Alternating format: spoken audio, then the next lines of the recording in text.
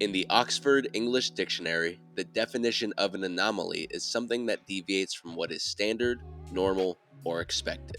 Kentucky defensive tackle Deone Walker, well, he's anything but standard, normal, or expected. Envision the craziest, most outlandish Madden creative player defensive tackle you can think of, and it still might be more believable than Deone Walker's actual measurements. He measures in at a whopping 6'7", 340 pounds with 34.5-inch arms, on top of being a one-of-one athlete. We're talking one of the best athletes in the entire draft. I'd put him up there with the Travis Hunters, the Abdul Carters of the world. That's the kind of freak we're dealing with. Walker has been on my radar for quite some time now. Back in 2023, Marcus Whitman, or the franchise guy as he's known here on YouTube, actually made a post on Twitter about him dominating the Florida offensive line as a true freshman.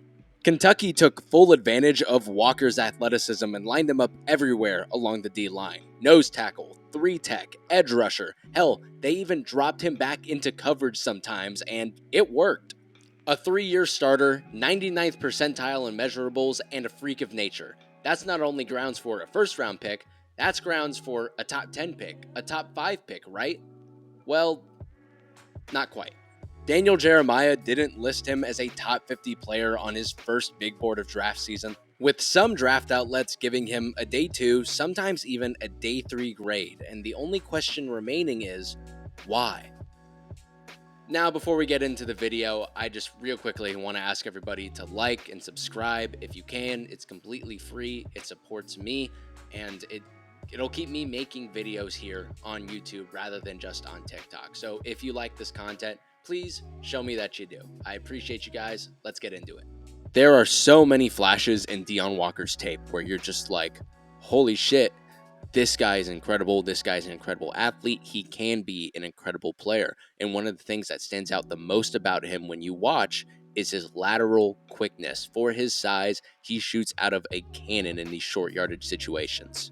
On this play, Kentucky lines up Deone Walker in a 5, which is the outside shade of the left tackle, and they'll be running inside zone opposite of him. Yes, a tight end is going to be trying to block him, which is always going to be an advantage for Walker, but you see that lateral agility come through. He shoots out of his stance, gets through the gap, and gets a big tackle in the backfield. He moves fast for an individual his size. On this next play, we're going to see what it's like when Walker is able to successfully use his hands at the point of attack. It makes him near unstoppable.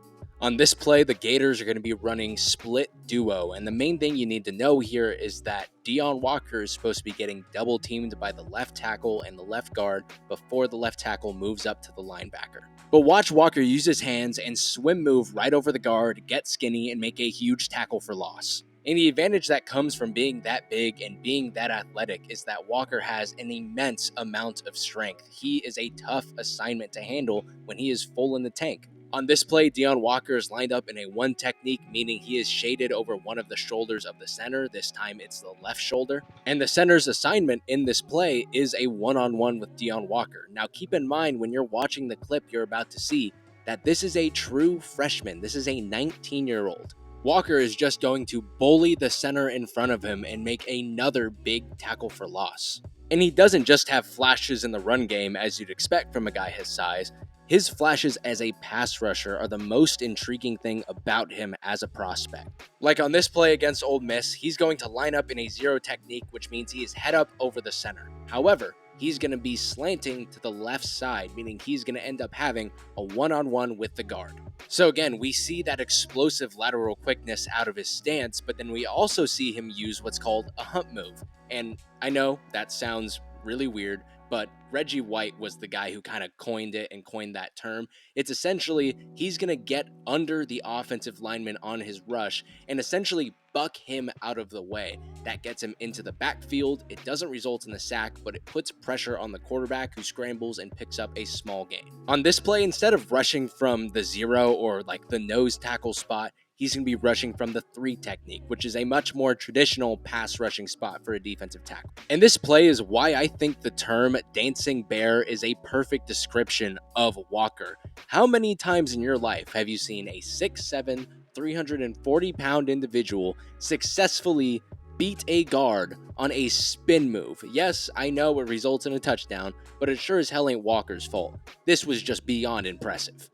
But out of all of the impressive feats of athleticism that I saw Deone Walker do, I think the most impressive was seeing him line up as an edge rusher multiple times throughout his tape, not only defending the run, but as a pass rusher, as an edge rusher.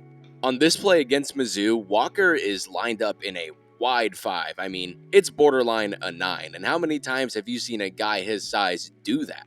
We know that the equation for force is mass times acceleration, and that is a lot of mass accelerating right into the chest of the right tackle, bull rushing him back towards the quarterback, spinning off, and pulling him down. Yes, I know it's a penalty, I know it's a horse collar, but it's still a very impressive rep nonetheless.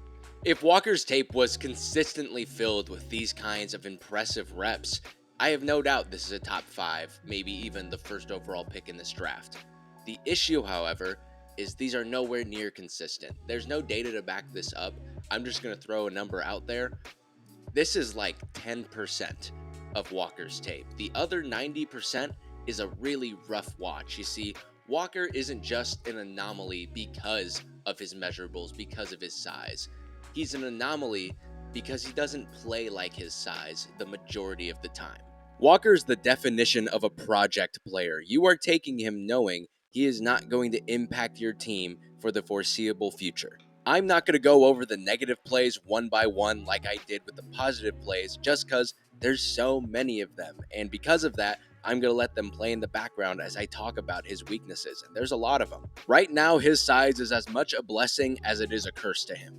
In football, the rule is the low man wins. And being 6'7", it's extremely difficult for him to get low. He consistently has pad level issues throughout the entirety of his tape. So despite him being so big and being so strong, even when a smaller lineman is able to get into his chest, his impact on the football field is greatly reduced. You will see times where he's being pushed 5, 6, 7 yards down the field. His size also restricts how much bend he has. There are plenty of times in his tape where he beats the tackle in front of him, where he beats the guard, the center in front of him, but he's unable to finish the play because he can't bend around them. He can't take a better angle to the quarterback, and it results in a scramble or results in the quarterback getting out and getting a completion. And like all bigger nose tackle type prospects, there are concerns about his conditioning, about his stamina, about how many times he can actually be with a full tank on the football field during a game. And it's not even just from a conditioning perspective. There are real motor concerns with Deone Walker. There are plays where he just doesn't give enough effort, where he doesn't try to chase down a tackle, where he'll just stand there and just let the play happen. And on top of the concerns that come with his size, the concern is that he doesn't utilize his size and length enough. He has near 35-inch arms that you really felt like he took for granted in college.